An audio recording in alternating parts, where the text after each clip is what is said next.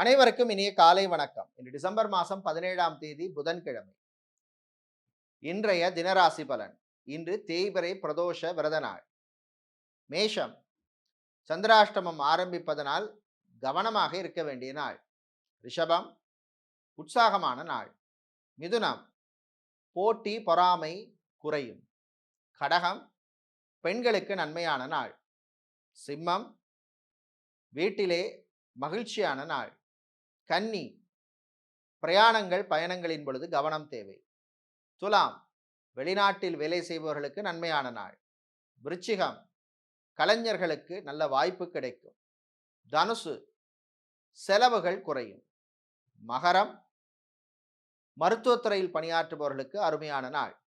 கும்பம், வேலை இழந்தோருக்கு வேலை வாய்ப்பு கிடைக்கும். மீனம், சந்திராஷ்டமம் முடிவதனால் போட்டி பொறாமை கூடும்.